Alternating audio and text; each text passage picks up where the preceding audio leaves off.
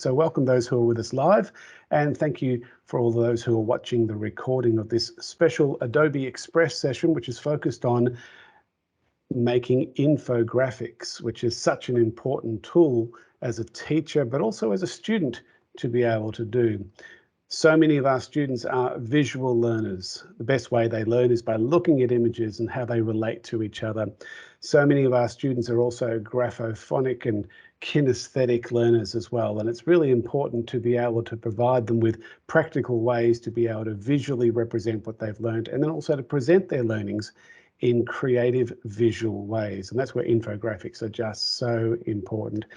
Let's have a quick look at our opening video before we jump straight into building an infographic with Adobe Express. Some of you may have seen this clip before. It just gives you an overview of how a number of Adobe tools are being used in education.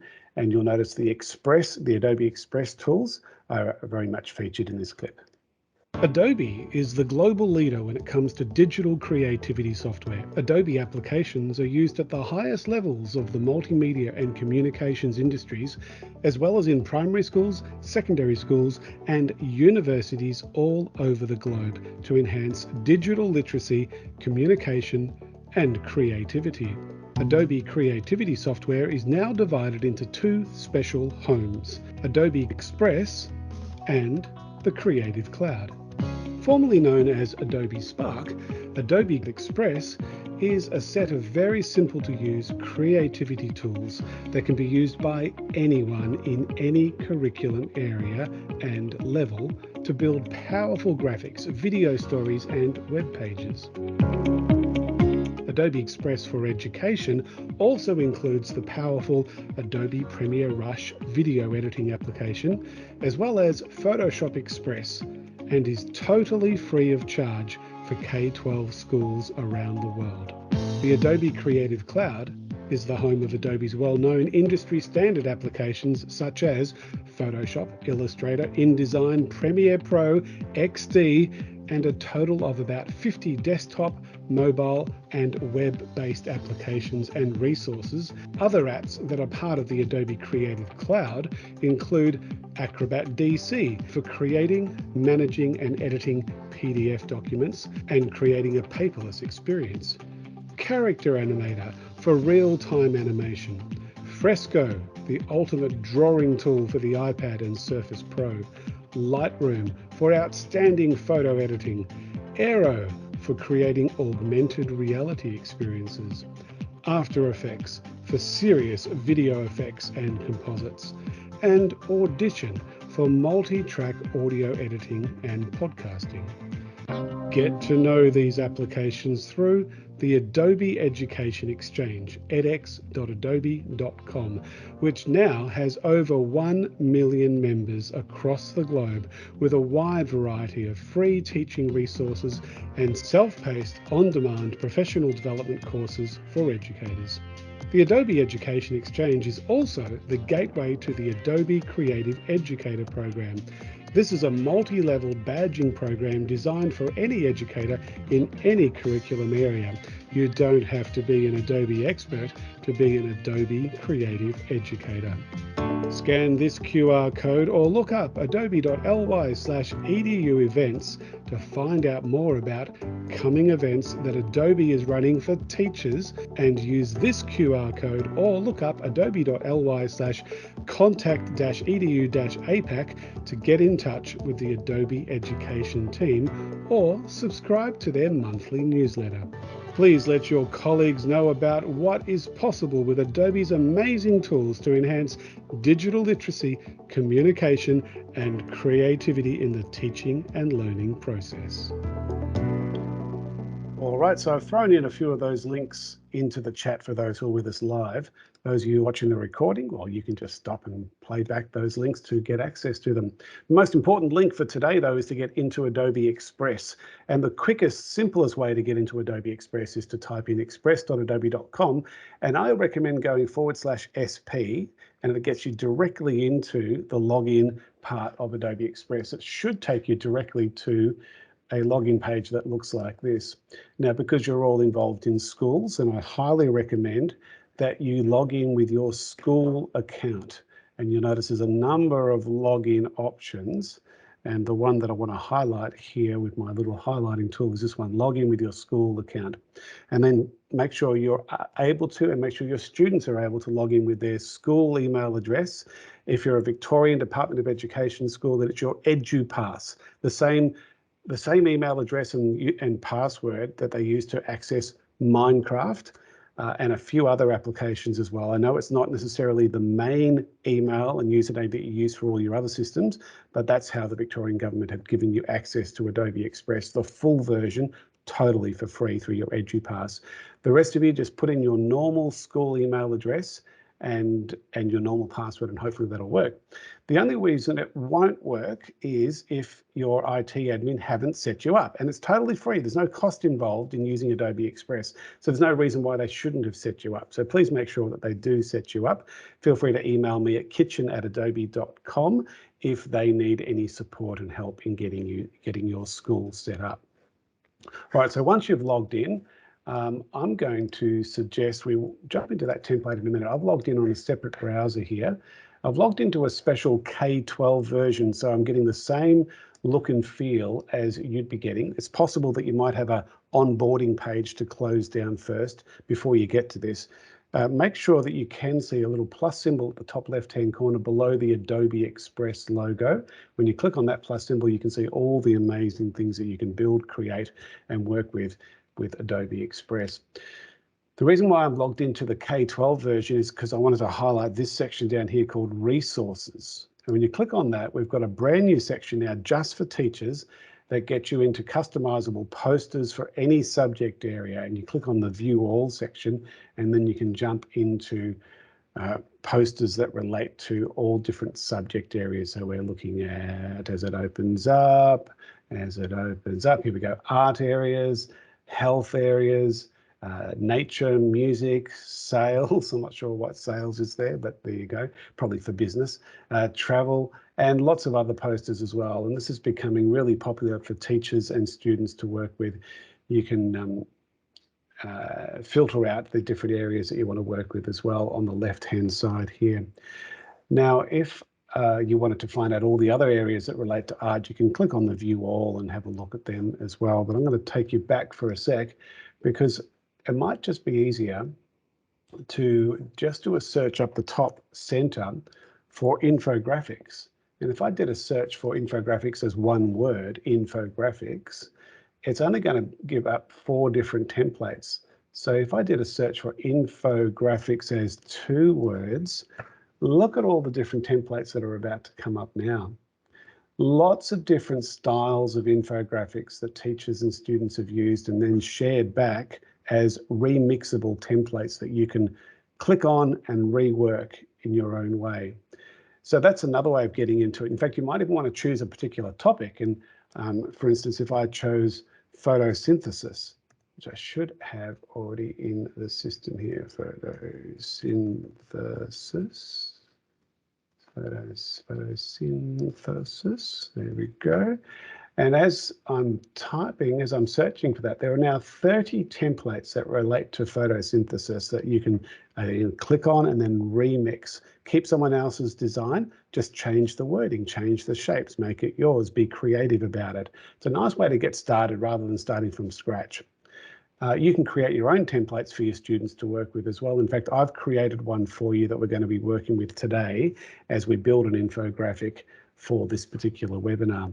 So what I'm going to get you to do now is to have a look at this link here, tinyurl.com/skills-template1. tinyurl.com/skills-template1. For those of you who are with me live, I'm going to put that exact link into the chat so that you get direct access to it as a live link in the chat. For those of you watching the recording, make sure you've typed that link into any browser, and then when you activate it, what it's going to do, and I'll just jump back to my Chrome browser again, and I'll type that link into the address bar. It's going to activate a template that I've created for you that we're going to be working with. And this template is based around an infographic that's related to skills to help you thrive in the future. Skills that basically I think every teacher should be thinking about whenever they're creating an assessment task. And it doesn't matter what level you're working with, it doesn't matter what subject you're teaching either. Make sure that these skills are being covered in that assessment task, because according to the World Economic Forum, these are the most important skills to help anyone thrive in the future. There's one that's missing there. And those of you who are with me live in the chat, you may have done this particular template with me before in the past. Go to the chat now, those who are with us live, and tell me what is the most important skill that's missing from those. That skill has been there in the top 10 for the last 20 years, according to the World Economic Forum. So Janine's typing away. I'm pretty sure Janine's going to get it straight away because she's done this with me many times. Well done, Janine. Creativity is the one that's missing. So what we're going to do together is we're going to add the word creativity into this infographic, add some shapes, maybe some arrows, do some pointing, all the basic things that are involved in creating an infographic. To do that, we're going to click on the button that says remix this design. That appears whenever you create a template with Adobe Express. Give it to your students, then they can get started with a template that you've created, so they're not starting from scratch. There's no reason why you can't start from scratch, and the skills I'm about to show you now are how you would be starting from scratch as well. But in this case, I'm just giving you a head start by populating the template with some basic shapes and some text, and we're going to keep working from there. So now that you've clicked the remix this design, we can see on the left hand side there's a bunch of tools that are the standard tools for this part of Adobe Express to allow us to add text and photos and shapes and design assets, backgrounds and so on. And then on the right hand side we've got some other tools that we'll have a look at a little bit later too.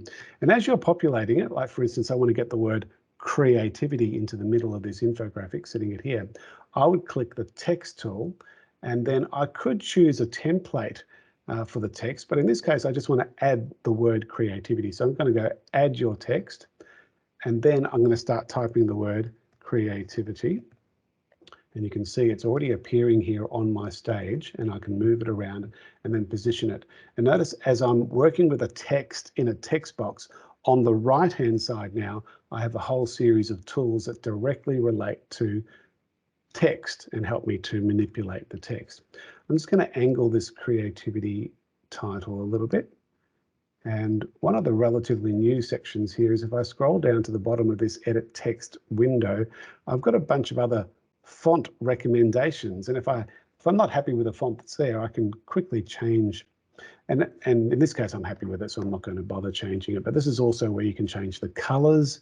And usually it just brings up a color template based on what you've already designed, or you can just redesign and rework the colors any way you want to. You've got font options. I'll just go back to that one again. You've got font options, you've got font size options, you've got alignment options, including some really cool, like curved alignments that you can play with and then rescale accordingly. I'm not happy with that, so I'm going to undo. At the top center, there's a little undo button. Just going to undo that a couple of times. And now we're back to where we were. So I've got basically the text of my infographic already now created. And you'll notice as I've been adding elements to this, there's a set of layers that have appeared down the bottom right-hand corner of the stage.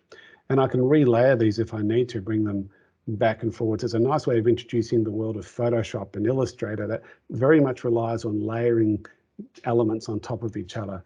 And then if I want to close that down, we can hide all those layers as well. So what I'm thinking now is to find some shapes that we can directly relate to the text that's here. With an infographic, it's very much based around visuals, very much based around creating shapes and images that represent whatever it is you're trying to present. So in this case, it's talking about skills to help you thrive in the future, the top 5 skills. In this case, we've got 6 skills, 1, 2, 3, 4, 5, 6. And I'm thinking I might just get a little shape that represents problem solving. So I'm going to go over to the shapes section and literally type in the search bar here, problem solving. And as I click enter, I'm going to get a whole range of them. In fact, over 1,000 different shapes that represent problem solving. They're all royalty free. You can use them and produce them any way you want to. So I like this first one here. I'm going to click on it. The thing with shapes is just to click once. Don't be impatient. It will appear on your stage eventually. If you are impatient, you click a second or a third time, you'll get multiple copies of the shape on your infographic.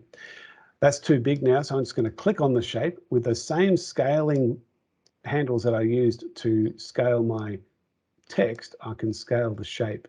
I can also angle it slightly if I want to, just to make it look a bit more interesting. And I'm not happy with the color, so I'm going to go over to the Edit Shape menu and then click on the color option and maybe just choose the same color as part of the color scheme that I've got here. So I'm happy with that. I've got a shape, I've got text. Of course, these ovals that are sitting behind my text are also shapes that I've created. By doing those, I just went to shape and I probably would have searched for circle or oval shape. Let's just see what circle comes up with. Lots of different types of circles that I can bring in and add to my infographic. One of the other common shapes that are used in infographics are arrows. So if I do a search for arrow, we should get thousands of different options. We get like 147, nearly 148,000 arrow shapes that I could work with in my infographics. The difference between more shapes and basic shapes is that basic shapes allow you to manipulate them a little bit more than more shapes. With more shapes, you can just scale them and change the angle of them. With basic shapes, you've got a few more options as well.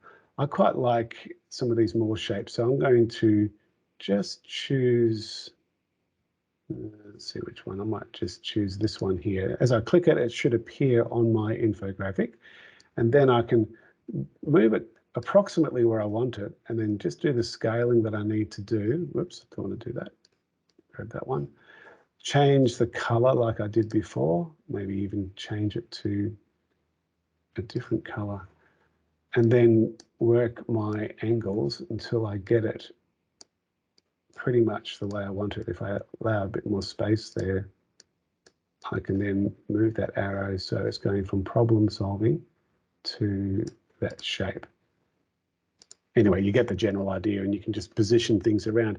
Basically, what you're working with here is a desktop publisher, so you should be able to move text and images anywhere you want to on the screen. Now, if you want to totally change the resolution of this, instead of having it as a landscape, you might want to make it into a portrait or like an Instagram type story. You've got all those options as well.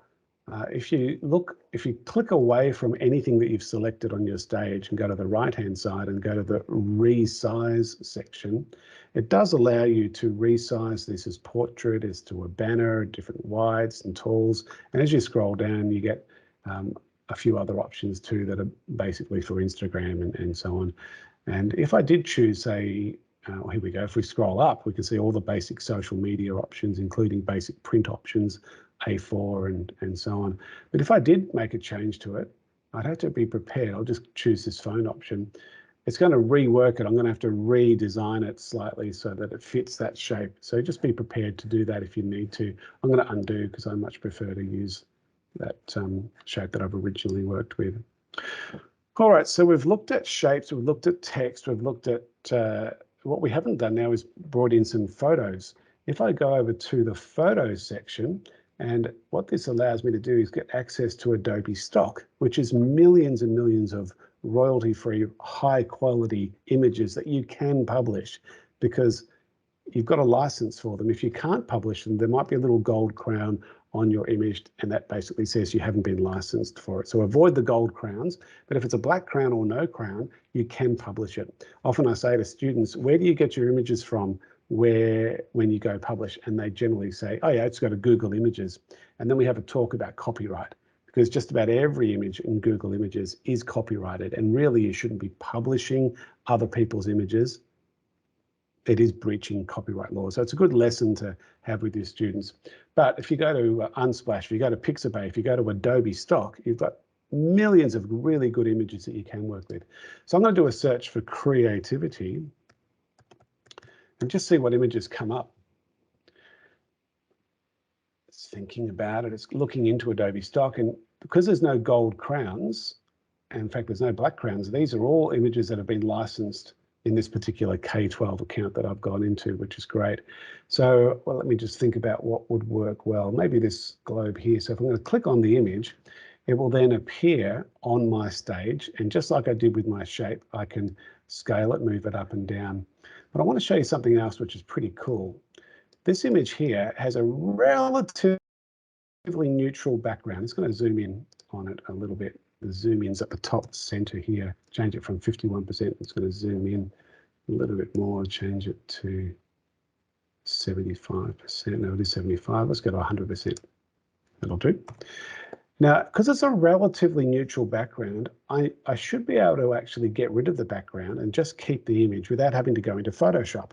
Normally, I'd have to go into Photoshop, and it's quite an advanced process to be able to remove a background of an image in Photoshop.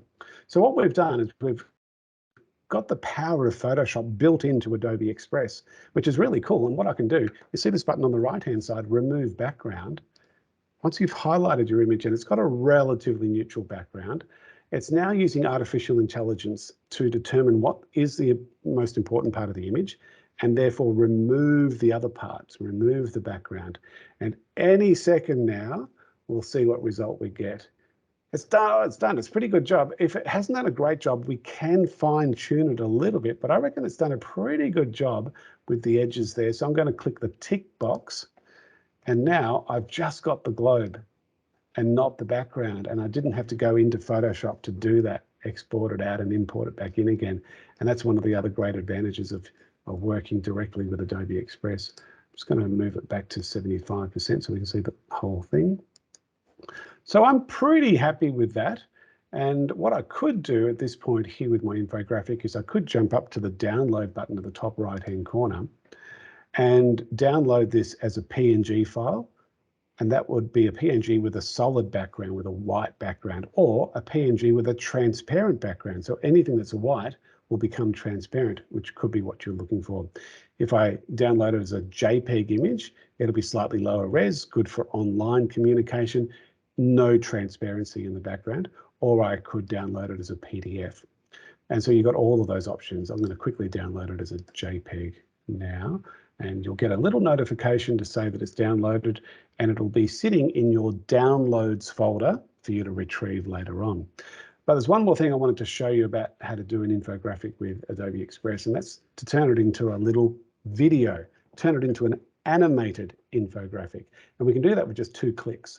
On the right-hand side, once you've clicked away from anything that's on your stage, you've got an animation tool. And when you click on that, you can choose a range of different animation options, some for text, some for photos. I'm going to choose my typewriter option. And just by clicking that typewriter option, all the text is now animated. And I'm getting that looped, almost like it's an animated GIF, which it's not at this stage. It's going to be an actual video file, not an animated GIF.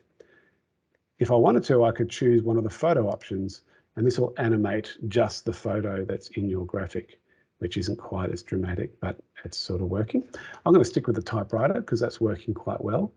And now that I've chosen an animation option, I can go up to the download button, and you can now see that there is an extra option here at the top, download as an MP4 video file. So if I click on that option, then click start download, it'll take a few seconds, and you can see the little indication as to how long it's going to take as that circle starts to complete itself, and it'll end up as a download in my downloads folder as an MP4 video file. It's taking a little bit longer than I need it to at the moment, but that should work. As you imagine, as a video, it's going to be a little bit longer. It kind of depends on how much Wi-Fi you've got, because it does rely on your Wi-Fi for that to occur. Now, you can share it in the cloud as well, and just be careful with that. You can link it directly with your Google Classrooms and share it through your Google Classrooms, which is what's preferred if you're a Google school. You can share it directly with your Microsoft Teams account if you're a Microsoft school. They're probably the best way to share it, rather than sharing it openly on the open internet. If you are going to share it on the open internet to people outside of your school environment, just make sure you don't put the author attributions in, you don't give it a listing as to what type of tool it is, because what will happen then is it'll become searchable, and you want to make it as unsearchable as possible. So there's lots of different ways you can keep the security happening, and but it's always recommended that you go through your internal Google Classrooms or your Microsoft Teams account and stick with it that way. Now, I'm not sure why that is not downloading for me. It usually does work. So I'm just going to ignore that for a minute, and maybe it has worked. No, it doesn't seem to, but not to worry. So that is it, folks. We're just about at our finishing time. This is only our quick 30-minute webinar on Adobe Express. And I'm happy to have a chat with the people who are with us live as soon as we've stopped the recording, if you've got any questions. I do have a couple of resources for you that I'd like to share to help you with this. The Get to Know Adobe Express resource was updated again just today, and we're updating it fairly regularly as things are changing within Adobe Express. But if you go to adobe.ly/express-APAC, that's your best bet to get into this set of tutorials that help you not only learn how to create infographics and posters and flyers, but also how to create web pages and even short video stories as well. And I've created a whole series of little tutorials that will help you with those different processes. And I've done them in a way that they're student friendly and teacher friendly. And every video also links to a one-page PDF document if you prefer to be not seeing a video, but prefer to have a step-by-step guide as a PDF. So I highly recommend you look up adobe.ly/express-APAC to find those Adobe Express resources. The Adobe Education Exchange is packed with information on how to use Adobe Express, but also all the other Adobe products as well.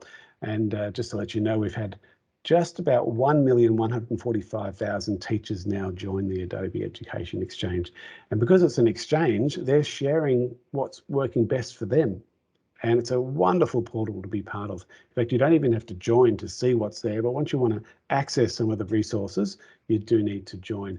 And there is an Infographics with Adobe Express tutorial, again, another 30-minute one, which is much more packaged than this, by my colleague Claudio Zavala Jr. And worth having a look at the professional learning section of the Education Exchange and look for the Infographics with Adobe Express, and you'll find that. In fact, let me just show you how to do that while we've got a couple of minutes left.